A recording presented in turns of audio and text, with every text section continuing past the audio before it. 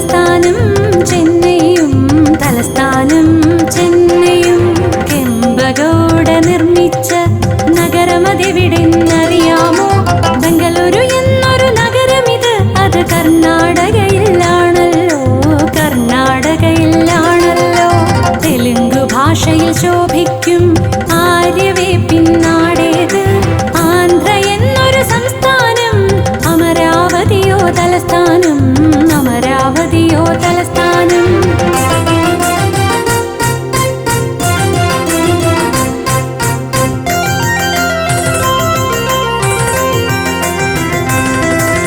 Vasco da gamma നാമത്തിൽ നഗരമുള്ളൊരു നാടേത്, ഗോവ എന്നൊരു സംസ്ഥാനം, അതിൻ തലസ്ഥാനം പനാജിയും, തലസ്ഥാനം പനാജിയും. 1000 തൂണുകളുള്ളൊരു ക്ഷേത്രം എവിടെയാണെന്നറിയാമോ?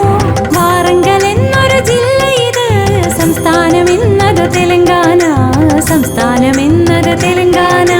റിസർവ് ബാങ്ക് ഓഫ് ഇന്ത്യയുടെ ആസ്ഥാനം എവിടെന്നറിയാമോ?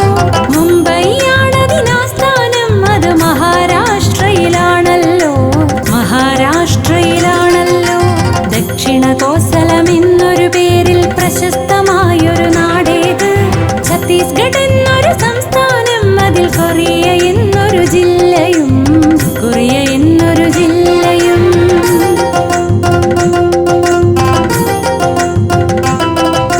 കൊണാർക്കിലുണ്ടൊരു സൂര്യക്ഷേത്രം, ഒഡിയയാണീ നാട്ടിൽ ഭാഷ. ഒഡീഷ എന്നൊരു സംസ്ഥാനം, ഭുവനേശ്വരാണതിൻ തലസ്ഥാനം, ഭുവനേശ്വരാണതിൻ തലസ്ഥാനം. ഗുർജരം എന്നൊരു പഴയ പേരിൽ പ്രശസ്തമായൊരു നാടേത്, അതാണീ ഗുജറാത്ത്, രാഷ്ട്രപിതാവിൻ ജന്മദേശം, രാഷ്ട്രപിതാവിൻ ജന്മദേശം. പൈതൃകമായൊരു സാഞ്ചി സ്തൂപം നിറഞ്ഞു നിൽക്കും നാടേത്, മധ്യപ്രദേശ് എന്ന സംസ്ഥാനം, ഭോപ്പാലാണതിൻ തലസ്ഥാനം, ഭോപ്പാലാണതിൻ തലസ്ഥാനം. സാന്താൾ എന്നൊരു ഗോത്രവിഭാഗം വീരചരിതം എഴുതിയ നാടേത്, ജാർഖണ്ഡ് എന്നൊരു സംസ്ഥാനം, റാഞ്ചിയാണതിൻ തലസ്ഥാനം, റാഞ്ചിയാണതിൻ തലസ്ഥാനം.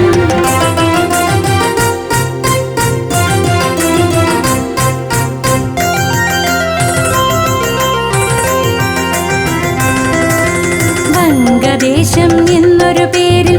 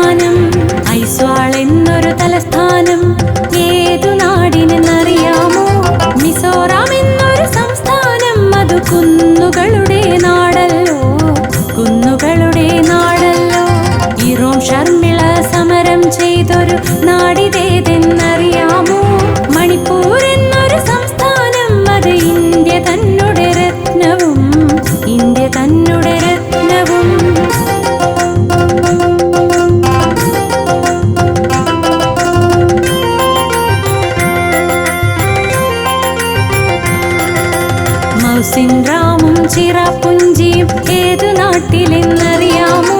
മേഘാലയ എന്നൊരു സംസ്ഥാനം, അത് മേഘം തീർത്തൊരു നാടല്ലോ, മേഘം തീർത്തൊരു നാടല്ലോ. കാസിരംഗ നാഷണൽ പാർക്ക് എവിടെയാണെന്നറിയാമോ? തേയില വിളയും നാടല്ലോ, അത് അസം എന്നൊരു സംസ്ഥാനം, അസം എന്നൊരു സംസ്ഥാനം. ഇൻഡാക്കി ദേശീയ ഉദ്യാനം എവിടെയാണെന്നറിയാമോ? നാഗാലാൻഡ് എന്നൊരു സംസ്ഥാനം, കൊഹിമയാണതിൻ തലസ്ഥാനം, കൊഹിമയാണതിൻ തലസ്ഥാനം. ചുവന്ന മലകൾ നിറഞ്ഞു നിൽക്കും നാടിതേതെന്നറിയാമോ? അരുണാചൽ എന്നൊരു സംസ്ഥാനം, അത് ഉദയസൂര്യന്റെ നാടല്ലോ, ഉദയസൂര്യന്റെ നാടല്ലോ.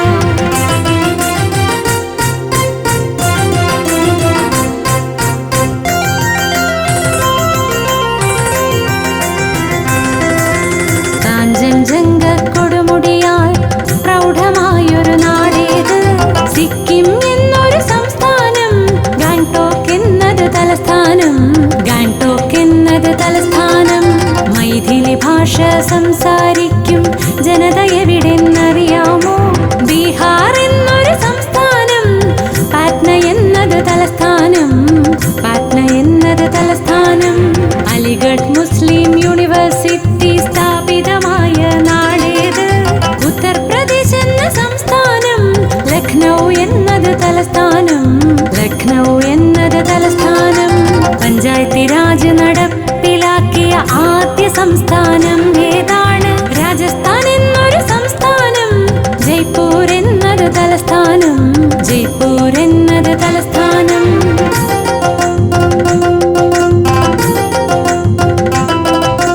ദേവഭൂമി എന്ന പേരിൽ അറിയപ്പെടുന്നൊരു നാടേത്? ഉത്തരാഖണ്ഡ് എന്നൊരു സംസ്ഥാനം, ഡെറാഡൂൺ എന്നത് തലസ്ഥാനം, ഡെറാഡൂൺ എന്നത് തലസ്ഥാനം. സുവർണക്ഷേത്രവും സോളാർ സിറ്റിയും എവിടെയാണെന്നറിയാമോ? പഞ്ചാബ് എന്നൊരു സംസ്ഥാനം, ചണ്ഡീഗഡ് എന്നത് തലസ്ഥാനം, ചണ്ഡീഗഡ് എന്നത് തലസ്ഥാനം. ഇന്ത്യയിൽ ആദ്യം മൊബൈൽ കോടതി നിലവിൽ വന്നൊരു നാടേത്? ഹരിയാന എന്നൊരു സംസ്ഥാനം, ചണ്ഡീഗഡ് എന്നത് തലസ്ഥാനം, ചണ്ഡീഗഡ് എന്നത് തലസ്ഥാനം. ഏറ്റവും അധികം